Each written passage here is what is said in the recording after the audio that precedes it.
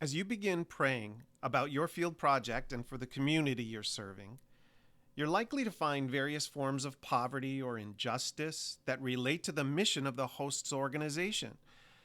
Your first assignments will prepare you for the project. Approach these assignments prayerfully. Prayer will make an important difference not only in the potential impact of your project, but also in the level of receptivity and ownership of the people in the local community.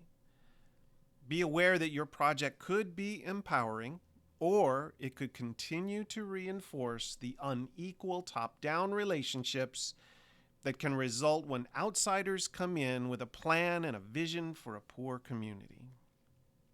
Lesson 8 is when you learned about types of poverty that affect people and that all of us experience some form of poverty in our lives and relationships. A needs-based approach is one that tends to emphasize or reinforce poverty, particularly material poverty that's present in the community. An asset-based approach, however, is one that recognizes that all people and communities have skills or resources and knowledge. Those are the community's assets, which have the capacity to contribute to their own development.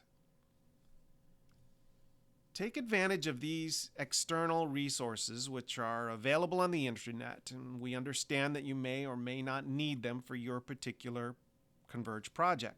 Nonetheless, we encourage you to consider how to serve the community where God has placed you for the internship. As you prepare, spend some time in prayer and intercession for the community, your internship, and for the people you're going to encounter. Ask God to show you ways that your research through the mapping and interviewing exercises can be empowering to the community. Ask God to reveal any areas of poverty in your own life that may create a barrier as you begin to identify the assets the community possesses that may enable them to work for change. And above all, pray sensitively for the community. It's important to proceed with sensitivity. Sensitive interviewing is part of the community mapping exercise, and it's how we build relationships. Your skills of interviewing and building relationships, including cross-cultural relationships, will continue to grow as you pray and practice sensitivity. Sensitive interviewing is about asking open-ended questions about emotionally sensitive topics like personal trauma, abuse, loss, including abortion.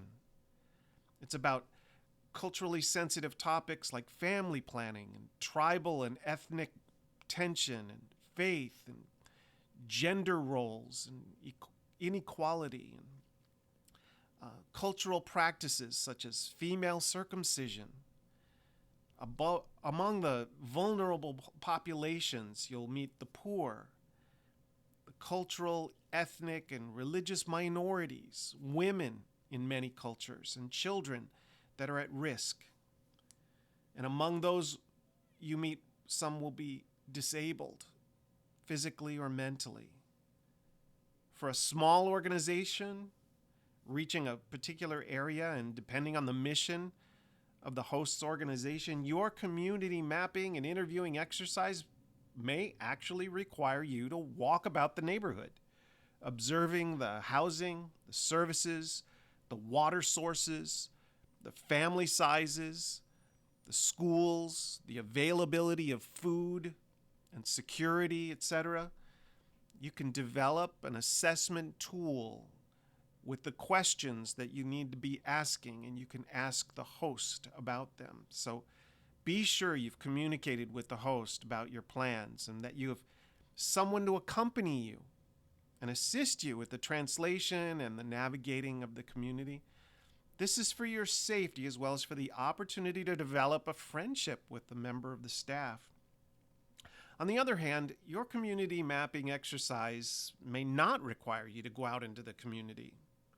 Your mapping and your interviews may be all in-house with the host organization's staff team.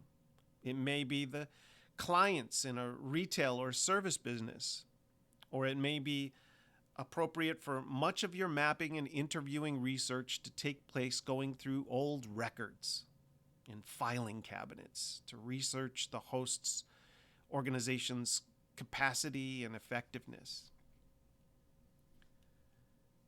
When you're ready, and when your host allows you to move about the community to conduct your mapping exercise, remember, you're a witness for Jesus Christ.